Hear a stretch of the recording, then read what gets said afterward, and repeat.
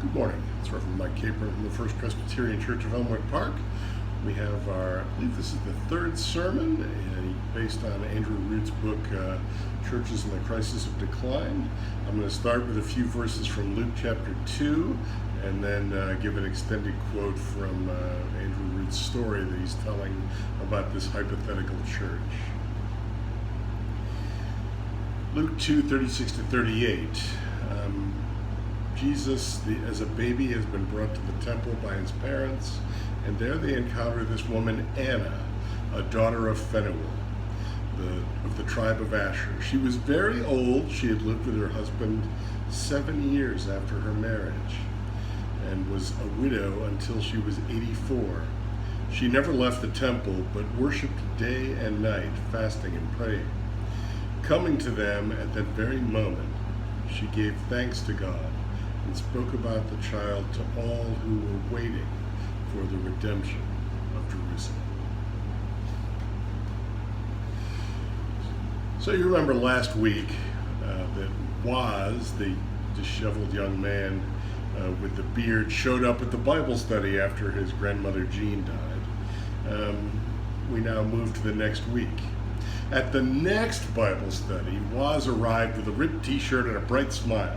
Sue watched him intently throughout the evening. She expected to see a kind of hurriedness in him, a kind of consumer expectation. Waz asked for help finding God, and the Bible study had implicated the congregation in helping him. But now here they were with no real direction on how to do it. How do you help a guy like Waz, or anyone for that matter, find a God who is God? You can't. Sue had tacitly known this from the beginning, but this made her all the more concerned that Waz would demand this help in finding God. She worried that he would want the 3 easy steps, or else he'd just leave. That's what she would want if she were Waz. If you came looking for a service, you expect some satisfaction. But Waz didn't seem to have this expectation. For the next 3 weeks, he just showed up. He didn't say much during the discussions, but he laughed a lot. His laughter became infectious. The third week, he arrived early, toting coffee and donuts he'd procured from the coffee shop where he worked. Not quite day-olds, he called them. Waz was his most animated before and after the Bible study, talking and laughing with the older people. At the end of the week, Waz finally said something in the discussion, at the end of the third week.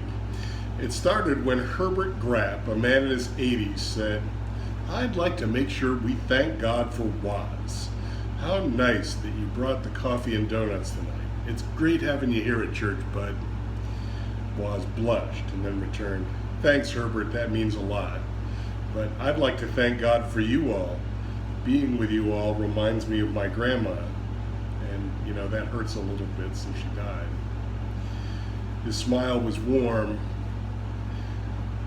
but he continued, "It hurts because I miss her so much. Actually, honestly, it hurts a lot, but in a good way, The last few years, my grandma really was my closest friend. I don't know if she told you all, but I'd had some problems, with substances. I discovered the only way to stay away from the stuff was to stay away from my old friends. So when I came to live with Grandma, she was pretty much it. Kind of my only friend, and being with you all reminds me of her and makes me miss her like crazy." They prayed. Sue relaxed. The text for the Bible study was from Luke chapter 2. They ate more of Waz's not quite day-olds and read about Mary and Joseph bringing the infant Jesus to the temple. Waz seemed content but not engaged. The biblical text explains that there was a righteous man named Simeon who'd been waiting in the temple, clinging to the promise that he would see the Messiah before his death, and the woman Anna, who was also waiting in the temple. Simeon had been waiting to see God's anointed one, and finally, after all the waiting, Mary puts Jesus in Simeon's arms, and the old man spoke of salvation coming to the world. As they read the story together, it reached for Sue. She'd read it before, but this time it was reading her. For the first time, she decided to tell the group about her experience in the Chartres Cathedral. In speaking it to others, she felt more like she was reliving it. It was about 4 years past. Sue and her friend Magda were vacationing in France. They planned to spend one morning taking in one of Europe's most beautiful Gothic cathedrals, just an hour train ride outside Paris. All went as planned until they got back to the station for the return trip to Paris. In classic Parisian style, the conductors, without notice, had walked out going on strike. The trains were now at a standstill with no clue as to when they would run again. Magda rolled with the inconvenience. Sue didn't. Luckily, they discovered that a local hotel was taking van loads of people back to Paris. They got seats, but on the third trip. They were now stuck in Chartres for the next 6 hours. Sue was frustrated. She was annoyed that she was stuck waiting for a van with no other way back. Hang on.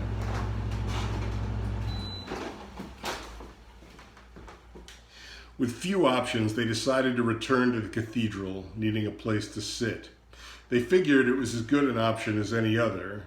Magda walked, Sue sat, too agitated to do anything but stew in her frustration. She needed some space, lest some kind of a meltdown ensued. She sat and she sat. She told herself the agitated stories about where her energy should be spent. She tortured herself with should be. She told herself that she should be anywhere but here in this cathedral in this little town. This wasn't the plan. Her exasperated narrative was interrupted when a small group of people sat 4 pews ahead of her. She watched them pray and embrace. Although unable to understand French, she could still understand their pathos. Watching them caused something to shift inside Sue. She stopped propelling her imagination forward and just sat, allowing herself just to be in time and not to race through it. Eventually, the space started to do something to Sue. Her frustration disappeared. Her anxiousness left. She found that she was just there, just breathing and being calm. After an hour of just waiting and resting, she felt something reach for her. It came with a compassion and a promised peace. It was full. It was a gift. She mainly felt gratitude just for being there in that space and for just being alive. In waiting, with the frustration gone, she felt found. It was one of the more holy moments of Sue's life. She ended up sitting there for 4 hours. She was waiting, not for minutes to be peeled away, but to rest in a kind of fullness of time. In the fullness of time, the gifts of the world were given to her. She could simply be in the world and not possess it. She found herself thinking about her son and granddaughter. She prayed for them. She found herself praying, something that was not easy for her.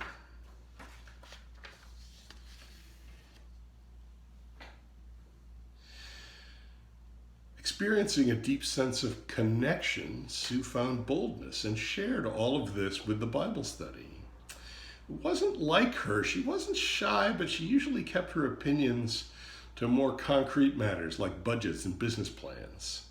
But here she was leading her community theologically. She turned to Waz and said, "And I think this is how we can help you. A few weeks ago, we promised we'd help you find God. Personally, that threw me into a crisis. I realized I had no idea how to find God, but now I think I do." Everyone in the group leaned in, hanging on Sue's every word, shocked that Sue was talking like this. I think Simeon's story and my experience in Chartres helped me see how we can help you find God. And what I realized is that we can't. We can't find God. But if we wait, really wait together, I think God will find us. Simeon doesn't find Jesus. Jesus and his parents find Simeon. I think how we can help you, Waz, is to wait with you for God to reach out to you. End of quote from Andy Root. Well, there you go, my friends, the theme of my sermon. We humans, trapped as we are in an immanent frame, cannot find a transcendent God, a God who is God. We have to wait for God to find us. That sounds like it should be easy, and perhaps in times past it was. The very nature of waiting has changed. If you were a farmer 200 years ago and you'd planted your crops and kept the weeds down, there wasn't a lot else you could do. There is something freeing about that. When you have done everything that it is possible to do. But in the 21st century, we can do so much more that we are worse at waiting. We feel like we are or should be in control of our lives and our schedules. If we have to wait, that sounds vaguely like a moral failing to us, like we didn't plan well enough or something. We didn't calculate all the angles and permutations of what could happen, and because we blew it, now we must wait. It's a bit embarrassing, this inability to be perfect. That is how Sue felt in France, at least at the beginning. Wasn't there some way they could have found out about the train strike and taken it into account? Well, she stewed on that for a while, but then she settled into the other kind of waiting, the older kind of waiting, the waiting of the farmer who knows that they aren't in control, the freedom to simply be where you are without expectation or demand, not on yourself and not on others. I believe that Paul was hinting about this in Romans 12. I urge you, brothers and sisters, in view of God's mercy, to offer your bodies as a living sacrifice, holy and pleasing to God. This is your true and proper worship. Did you hear it? The language of sacrifice, of offering yourself and your life to God and not demanding that God come to you. Paul continues, do not conform to the pattern of this world, but be transformed by the renewing of your mind. Then you will be able to test and approve what God's will is, his good, pleasing, and perfect will. Can you hear how Paul invites us to orient ourselves around and toward the transcendent God? Can you hear how he would have us accept what God gives us rather than thrashing ourselves into greater and greater struggles for control and perfection? It is very freeing. Sue definitely felt it. She described her time waiting in that cathedral as one of the holy moments of her life. She felt connected to God and to others. She felt a sense of peace that was unusual for her. It had mostly faded by the time she had to deal with some problem about her luggage in the airport a few days later, and she was mostly back to being cross and impatient. It had completely faded 4 years later when Waz showed up. She had forgotten about her own profound experience until his question about finding God brought it back to her. Why do these experiences fade away? Why do we forget them? Well, I submit there are two reasons. The first reason has to do with other people. Our culture only admits experiences that arise from within the immanent frame. It denies true experiences of the transcendent God beyond that frame. Because we live in a time and a place and a culture where such things are not given credence. Suppose that Sue comes home and tells one of her work friends about her sense of God as she was sitting in the cathedral. She's likely to get one of two reactions. First, someone of an older generation may poo-poo the whole thing because they don't believe in anything beyond concrete things you can touch, see, or taste. That reaction is less and less common these days. Instead, Sue's friend may be really happy for her that she had this beautiful spiritual moment. Her friend may proceed to tell Sue about a spiritual moment she once had. But that person Sue is talking to will probably assume that their respective spiritual experiences both happen within the immanent frame. They are just part of being human. You work out at the gym and you get a little exercise high. You meditate and you get a spiritual experience. You drink or smoke something and have a kind of a spacey feeling. Regular humdrum stuff. When you meet someone who identifies themselves as spiritual but not religious, I think that's pretty much what they mean. They think spiritual experiences occur within the immanent frame. They think such experiences are ordinary and achievable. And I don't have any argument with that. But I am spiritual and religious, both. I believe that some spiritual experiences have a grounding in a transcendent God who is outside the immanent frame but reaches into it. God actually breaks into our lives and enters into close relationship with us. Those moments are actually the most important ones in our lives. So why do we sometimes forget them? Sue forgot this for so long. Some people use the metaphor of falling asleep to describe our everyday lives. We go through the motions of our routine like sleepwalkers. We aren't fully conscious. We aren't awake in the truest sense of that word. You remember the parable of the prodigal son? The son asks the father for his inheritance even though the father's still alive. And he goes off with all the money, and he's off partying, blowing it all, and he thinks he's having the time of his life, but he's really asleep. This isn't his fullest life, his real life. And then, after the money's gone, he is poor, feeding scraps to the pigs, while inwardly starving. That isn't his real life either. He is still asleep. When he decides to go home to his father, who of course represents God, Jesus uses this word to describe the moment. He came to himself. Think about that. He came to himself. He woke up. He got in touch with something beyond his immediate physical world, beyond the immanent frame.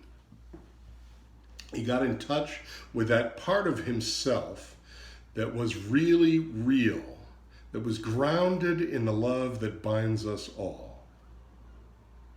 What about you?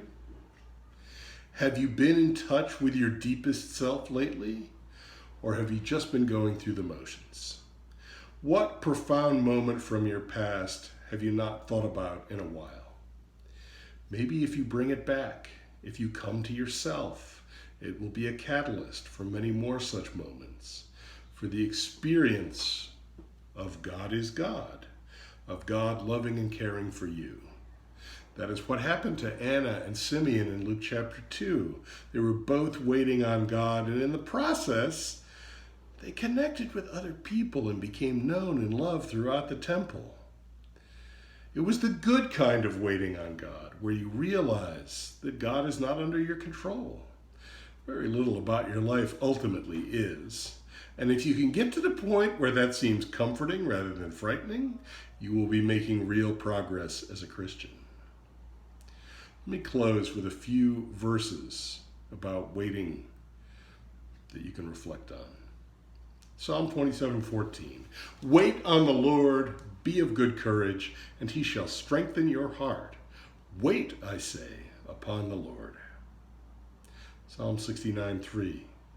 I am weary of my crying. My throat is dried, my eyes fail, while I wait for the Lord. Psalm 62:5. My soul, wait thou only upon God, for my expectation is from him. And Isaiah 40:31. They that wait upon the Lord shall renew their strength. They shall mount up with wings as eagles. They shall run and not be weary. They shall walk and not faint. My friends, may you have some good waiting this week, where you get in touch with deep and profound things. And may we all be blessed by this God who is God and who cares for us so deeply. Amen.